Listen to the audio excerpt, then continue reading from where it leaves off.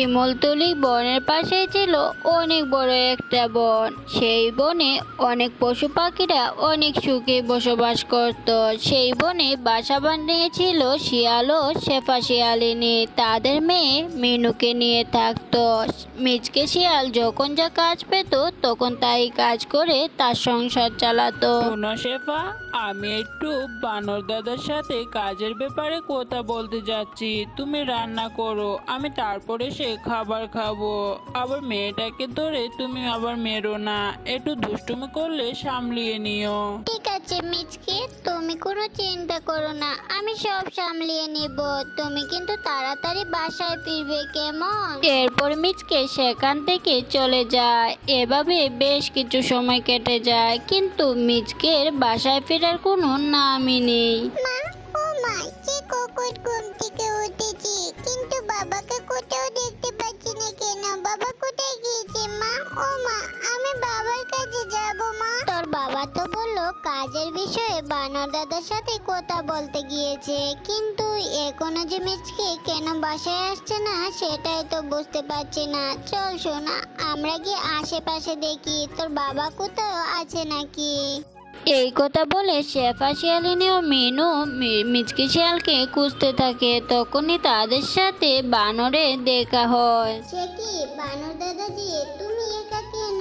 মিচকে কোথায়? তোমার সাথে কথা বলবে বলেই তো মিচকে বের হয়েছিল, কিন্তু ও তো এখনো বাসায় যায়নি। আরে না না শেফা, মিচকে তো আমার সাথে কোথাও যায়নি। মিচকে হয়তো তোমাকে মিথ্যে কথা বলেছে। আমি তো আমার ভাইয়ের বাসায় গিয়েছিলাম। আর কিসের কাজ? বনে তো কোনো কাজই নেই। মিচকে দাদা সত্যি সত্যি তোমাকে মিথ্যে কথা বলেছে। তারা যখন এইসব কথা বলছিল তখনই সেখানে বাঘিনী চলে আসে। শেফা, শেফা, তোমার স্বামী কোথায় বলতে পারো? না বাঘিনী মামি, শেফা কিছুই জানে না। আর জানো মিচকে কেমন জানে হয়ে গেছে, ভালোভাবে কারোর সাথে কথা বলে না। আর জানো আজ মিচকে শেফাকে মিথ্যে কথা বলে বাইরে থেকে বের হয়ে গেছে, বলে গেছে আমার সাথে নাকি দেখা করতে গেছে। সে আর বলতে, আমি তো দেখে এলাম মিচকে বনের শেষ প্রান্তে যে ঝর্ণাটা আছে না, সেখানে একটা সুন্দরী মুন্নি শিয়ালিনীকে নিয়ে বসে মজার মজার গল্প করছে। শেফা, আমার মনে হয় মিচকে ওকে বিয়ে করবে। মা, ও মামা, সেসব কি বলছে বলো তো? তোকে কিছুই বুঝতে হবে না মা, তোমায় ধন্যবাদ গো। আমরা তবে যাচ্ছি মিচকের কাছে।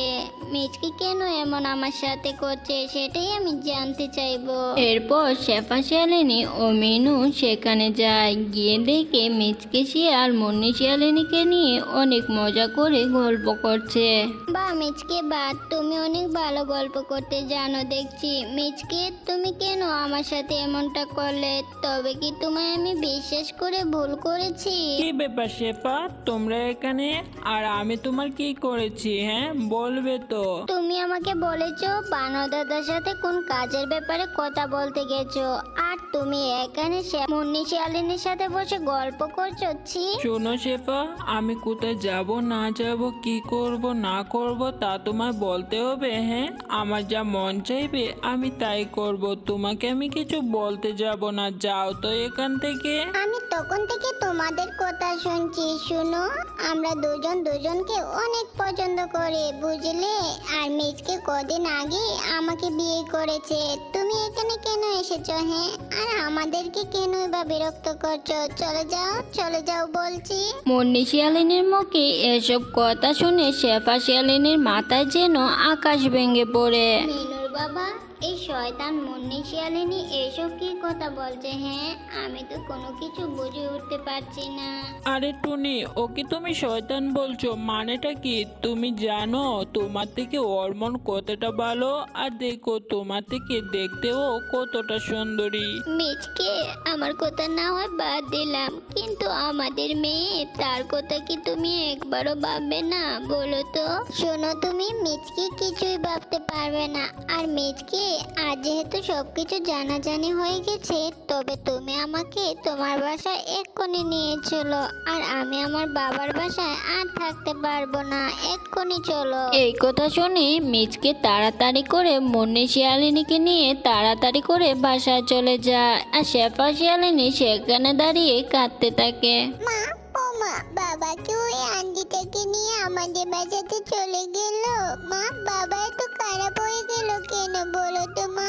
এসব কথা মুখে আনতে নেই রে মা, কই কিছু তো হয়নি, চল আমরা বাসায় যাই। এভাবে শেফা শিয়ালিনী তার মেয়েকে বোঝায়। এরপর সন্ধ্যা হতে শেফা শিয়ালিনী তার মেয়েকে নিয়ে বাসায় ফিরছিল। শোনো মিচকে, আমি দরজা লাগিয়ে দিয়েছি, তুমি কিন্তু ওরা আসলে একদম দরজা খুলতে যাবে না, এই বলে দিলাম। তাহলে ওরা কোথায় যাবে এখন? মেয়েটার জন্য আমার যে চিন্তা হচ্ছে গো। মিচকে, তুমি যদি ওদের কথা ভাবো তাহলে কিন্তু এক্ষুনি আমি আমার বাবার বাসায় চলে যাব। তারা যখন এইসব কথা বলছিল তখন শেফা শিয়ালিনী ও মিনু দরজা ধাক্কাতে থাকে। এদিকে মুন্নি শিয়ালিনী অনেক রেগে যায়। আরে তোমরা কেন এই বাসায় এসেছো? চলে যাও, চলে যাও বলছি। এখন থেকে এই বাসা আমার, বুঝেছো? আমি চাই না আমার স্বামী তোমাদের কথা ভাবুক বা তোমাদের সাথে কোনো রকমের কথা বলুক। মুন্নি শিয়ালিনীর কথা শুনে শেফা শিয়ালিনী ও মিনু খুব কষ্ট পায়। তারা কাঁদতে থাকে। মা, বাবা কেন দরজা খুলছে না? আর মা, এই বাসা তো আমাদের, তাহলে ওই আন্টিটা কেন বলছে এই বাসাটা ওনার? মিচকে, ও মিচকে, তুমি একটিবার বাইরে এসো, দেখো আমাদের মেয়ে যে কান্না করছে। এই রাতে ওকে নিয়ে আমি কোথায় যাব? তুমি একটিবার বাইরে আসো। এভাবে চিৎকার করার পরেও মিচকে যখন দরজা খুলছিল না তখন শেফা বাধ্য হয়ে মিনুকে নিয়ে কাঁদতে কাঁদতে সেখান থেকে চলে যায় আর একটা বড় গাছের নিচে বসে পড়ে। মিচকে, আমার মনে হয় ওই শয়তান শিয়ালিনীটা এখান থেকে চলে গেছে, আর ভালোই হয়েছে জানো। চলো এবার আমরা খাবার খেয়ে নিই, আমার যে অনেক খিদে পেয়েছে। আর তুমি একদম কিন্তু ওদেরকে নিয়ে ভাববে না। মুন্নি, আমার তো শুধু মেনুকে নিয়ে খুব চিন্তা হচ্ছে। আহা, তোমাকে বললাম না ওই ছোট মেয়েকে নিয়ে তুমি ভেবো না। শেফা শিয়ালিনী বেঁচে থাকতে ওই মেয়ের কিচ্ছু হতে দেবে না, সেটা আমি জানি। ওকে দেখে সব বোঝা যায়। এবার এসব কথা বাদ দিয়ে খাবারটা খেয়ে নাও তো। তারা খাবার খেতে থাকে। অন্যদিকে শেফা শিয়ালিনী অনেক বড় একটা গাছের নিচে বসে রাতটা পার করে দেয়। আর পরের দিন শেফা শিয়ালিনী অনেক খড়কুটো জোগাড় করে সুন্দর একটা বাসা বানায়। তার মেয়েকে নিয়ে সুখে দিন কাটাতে থাকে। অন্যদিকে মিচকে শিয়াল মুন্নি শিয়ালিনীকে নিয়ে ভালোই দিন কাটাচ্ছিল। কিন্তু হঠাৎই একদিন মিচকে শিয়াল পুকুর পাড়ে পিছলা খেয়ে পড়ে যায় আর সে সেখানে মরে যায়। হায় হায় রে, ভেবেছিলাম স্বামীকে নিয়ে সুখেই দিন কাটাবো, কিন্তু সেই সুখ আমার কপালে আর সহ্য হলো না। দূর, এখন আর এখানে থেকে কি লাভ? যাই, আমি তাড়াতাড়ি করে বাপের বাসায় চলে যাই, সেখানে না হয় ভালো আরেকটা শিয়াল দেখে ওকেই বিয়ে করবো। একথা বলে মুন্নি শিয়ালিনী সে মিচকে শিয়ালের মৃতদেহ রেখে তার বাবার বাসায় চলে যায়। অন্যদিকে শেফা শিয়ালিনী তার মৃত স্বামীর কাছে আসে আর বসে সে অনেক কান্না করে।